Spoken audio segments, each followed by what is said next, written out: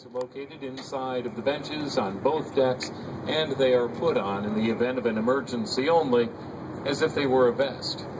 They have a couple of string ties that wrap around your chest and a belt that wraps around your middle and snaps in the front.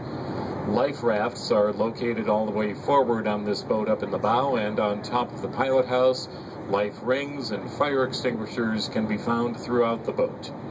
You're welcome to move around at any time, but as you do, just please keep an extra hand for yourself. Remember, we do have a number of ropes, hatches, cleats, doorways, door sills, and the steep stairway between the two decks. Remember, too, that we are on a boat, and we will be crossing the wake of other boats and encountering some swells of the ocean. That means we'll be rocking around a little bit once we're out there in the harbor. If you have any questions about the boat, about the operations, or anything that we happen to be going by, feel free to ask the crew. Crewing today, Maria is behind the snack bar on the first deck, and my name is Tom Beardsley. And you might also see Scott moving around occasionally.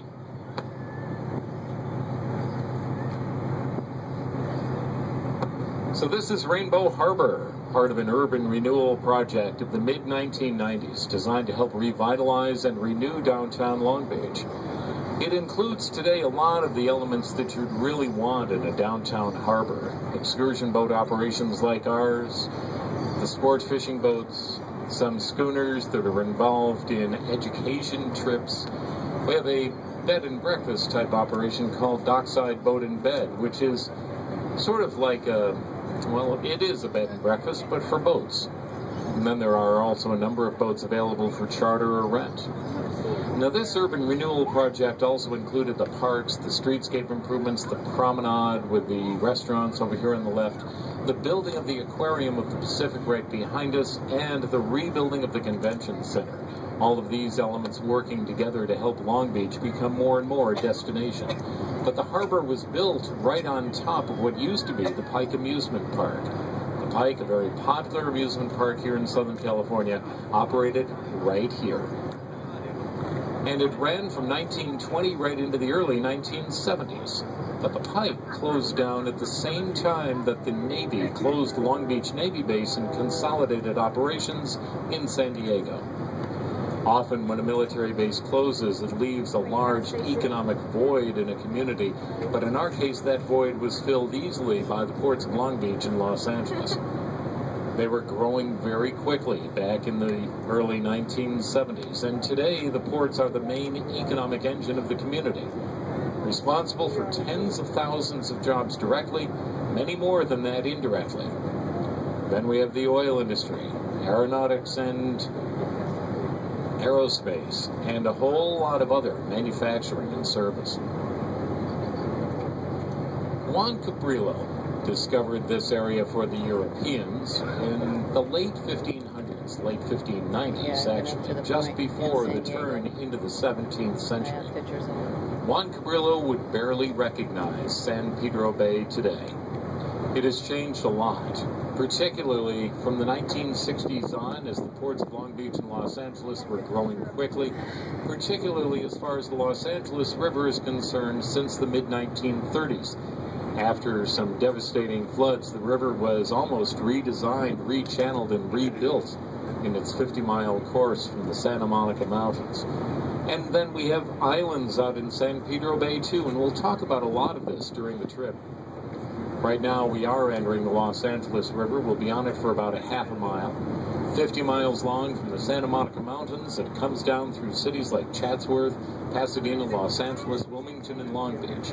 It has been channelized into concrete channels. It's been straightened. It's been deepened in a couple of spots. And while the river runs dry a good part of the year, after heavy rains or after the wintertime moisture in the mountain and the snow melt, the river does run pretty heavily.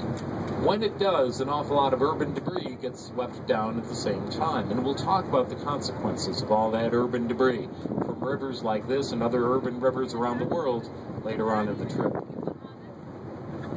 Up ahead of us, we have the Long Beach cruise ship dock. The Carnival Inspiration is in the port today, and then also in their permanent berths, the Queen Mary and the submarine Scorpion. Start with the Scorpion submarine. It's at this end of the Queen Mary, and you can see the conning tower pretty clearly, right in front of the bow, but closer to the water. An old Soviet submarine, it was launched by the Soviet Union in 1971 near Leningrad, and it spied on both coastlines of the United States and other Western countries through the remainder of the Cold War. The Cold War ended in 1991 with the collapse of the Soviet Union. The submarine decommissioned in 1994 and sold to a group of investors who thought it would make a great attraction. As an attraction, it is now, of course, here in Long Beach. As a museum, if you step aboard, one of the things you end up learning is that a 300-foot-long submarine does not have an awful lot of extra room, and that perhaps the Soviet designers were not big on creature comforts. 78 crewmen were assigned to that boat, gone for months at a time. They shared 28 bunks, 3 heads, and 2 showers. Sounds delightful. But in complete contrast, we have Queen Mary, the largest passenger ship in the world for a long time, and even today it's among the top 10. With a capacity of 3,500 passengers and 1,200 crew, the Queen Mary was launched in 1934 near Glasgow, Scotland. Its maiden voyage 2 years later, 1936, from Southampton, England to the port of New York. A fast, 1,100-foot-long ship. It broke speed records right out of the gate because it moved at 30 knots, close to 35 miles an hour. Most ships going across the Atlantic today move more like 20 to 24 knots. So this was and is a fast ship, even though it no longer sails. Queen Mary was launched toward the tail end of the golden age of passenger liner service. World War II jumped up and got in the way and brought the technology to allow airplanes to fly across the ocean, airlines launching transoceanic service not long after World War II was over. And by 1958, there were more people in the sky than on the sea. By 1968, the Queen Mary couldn't compete any longer, and it was retired in New York. Bought by Long Beach and then brought here around the southern tip of South America because it's too big for the Panama Canal. The Queen Mary found its permanent home here at the mouth of the Los Angeles River as a museum, as part of our skyline, as an attraction, and as a hotel with 350 rooms on board, all of them nicely updated, most of them in former first-class cabins. The White Dome right behind the Queen Mary is now the reception area for the cruise ships. Carnival operates out of the Long Beach cruise ship dock just about exclusively, with 4 departures a week on 2 3-day and 2 4-day cruises. 2 different ships, the Inspiration, which is getting ready to depart this afternoon at 5:30, and then there is also the Imagination. All of the passengers board across that long gangway coming out of the dome. The Inspiration came into port early this morning and discharged all of its passengers after a 3-day cruise, and has since boarded an entirely new group, which came on board starting around 1:30, and they'll be departing somewhere around 5:30 or 6 o'clock tonight on a 4-day cruise. Originally, the White Dome was built not for the cruise ships, but as a museum, and one exhibit on the inside, an enormous wooden amphibious airplane nicknamed the Spruce Goose during its one and only flight, a test flight here in Long Beach Harbor in 1946. Built by Hughes Aircraft, the Spruce Goose was supposed to go to work as a troop transport during World War II, but it only flew that one time, having come out of the factory 1 year too late. So it was tucked away into a corner of the Port of Long Beach and left there until 1980, when it was brought out and put on display for the next 18 years inside the dome. Then taken up to an air museum just outside of Portland, Oregon, in a city called McMinnville. Really nice air museum too, by the way, if you're ever up in that area.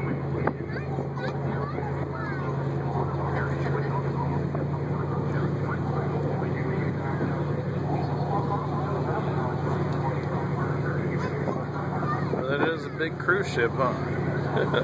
Yeah, just remember, Carnival ain't no fun, I know. Don't forget to wave to the people on the upper deck of the Inspiration off to the right. because they're gazing down at us saying, I wish I was on the Christina right now. That's how I remember it's not a good idea to go on Carnival. Although I hear they film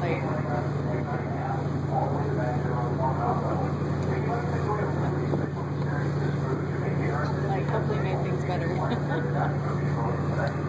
In a couple of minutes, we'll hear a few horns coming from the Inspiration. And those horns may be a little bit loud if they come too soon. So don't jump out of your skin. You'll probably hear 6 short blasts followed by 1 long blast. And that is the call to the muster stations for the safety briefing. It's mandatory for all passengers on board.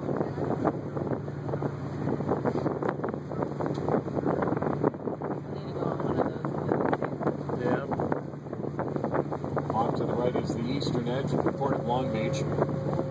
Port of Long Beach is America's 2nd busiest port, and as you go on off toward the big hill off to the right or off to the west, is the rest of the Port of Long Beach and then all of the Port of Los Angeles, after about 6 miles.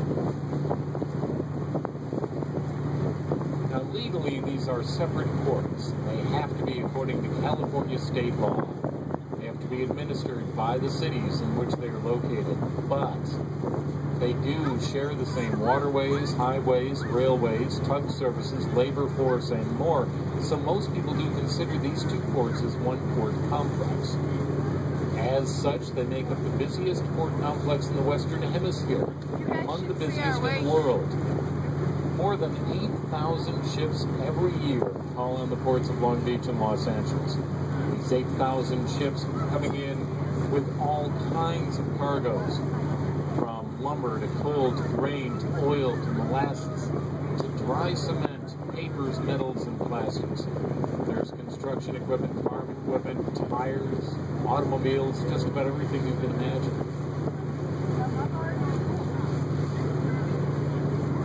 But we are primarily a container port. More than 14 million containers every year. That represents more than 42% of all the containerized imports to the United States. A huge number when you think of it. You think of how many ports there are on the West Coast, and the East Coast, and the Gulf Coast, and the Great Lakes, and we see 42% of all the containerized imports. To put that further into perspective, the Port of New York and New Jersey is the 3rd busiest port in the country. And they see 5.5 million containers a year. Look at the skyline of the Port of Long Beach behind us, and there's a lot of steel reaching up into the air. These are gantry cranes, or hammerhead cranes, which load and unload the containers from the ships. There are nearly 200 of them, although from here we can only see a couple of dozen. And at any given time, you can also count on about 3 dozen ships loading and unloading cargo simultaneously throughout the port. Although from here, we might be able to see 2. That does not include, of course, the ships up ahead of us waiting at anchor. And we'll talk about them in a few minutes.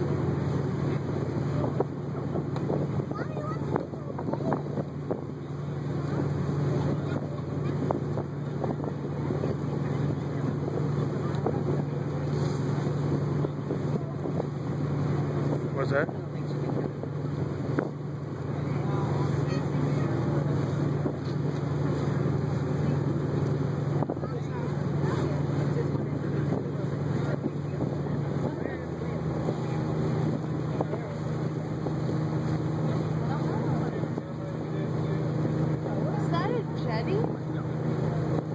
Just ahead of us is a navigation buoy. It is in place to show the ships where the deep water is and where the channel is. We're not worried about all that stuff, but we are going to stop here anyway, just to take a look at some sea lions. California sea lions coming up over here on the right-hand side. Oh, everyone's going to crowd around now.